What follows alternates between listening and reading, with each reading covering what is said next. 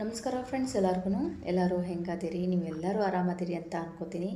ನಾನು ಕೂಡ ಆರಾಮದೀನಿ ಫ್ರೆಂಡ್ಸ. ನಾನಿವತ್ತು ರಾಯರ ಸನ್ನಿಧಿಯಲ್ಲಿದ್ದೀನಿ ಫ್ರೆಂಡ್ಸ್. ಇವತ್ತು ಆಗಸ್ಟ್ 20ನೇ ತಾರೀಕು. ಏನಪ್ಪ ವಿಶೇಷತೆ ಅಂತಂದ್ರೆ, ಇವತ್ತಿಂದ 3 ದಿನ ಮಂತ್ರಾಲಯದಲ್ಲಿ ರಾಯರ ಆರಾಧನೆ ಶುರುವಾಗಿದೆ ಫ್ರೆಂಡ್ಸ. ಹಾಗಾಗಿ ನಾವು ಕೂಡ ಇವತ್ತು ರಾಯರ ದರ್ಶನಕ್ಕೆ ಅಂತ ಬಂದಿದ್ದೀವಿ. ಸೊ ಫ್ರೆಂಡ್ಸ್, ಈ ದೇವಸ್ಥಾನ ಇರೋದು ಬೆಳಗಾವದಲ್ಲಿ. ಸೊ ಬರ್ರಿ ಎಲ್ಲರೂ ಹೋಗಿ ದರ್ಶನ ಮಾಡ್ಕೊಂಡು ಬರೋಣ ಅಂತ ಫ್ರೆಂಡ್ಸ. ಇವತ್ತಿಂದ 3 ದಿವಸ ರಾಯರ ಆರಾಧನೆ ಶುರುವಾಗಿರೋದ್ರಿಂದ 3 ದಿನದಲ್ಲಿ ಒಂದು ದಿನನಾದರೂ ಹೋಗಿ ರಾಯರ ದರ್ಶನವನ್ನು ಮಾಡ್ಕೊಂಡು ಬರ್ರಿ.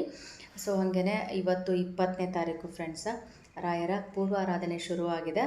ನಾಳೆ 21ನೇ ತಾರೀಕು ಮಧ್ಯ ಆರಾಧನೆ ಶುರುವಾಗುತ್ತೆ. 22ನೇ ತಾರೀಕಿಗೆ ಉತ್ತರ ಆರಾಧನೆ ಇರುತ್ತೆ ಫ್ರೆಂಡ್ಸ. ಈ 3 ದಿನದಲ್ಲಿ ಒಂದು ದಿನನಾದರೂ ರಾಯರ ದರ್ಶನ ಪಡ್ಕೊಳ್ಳಿ.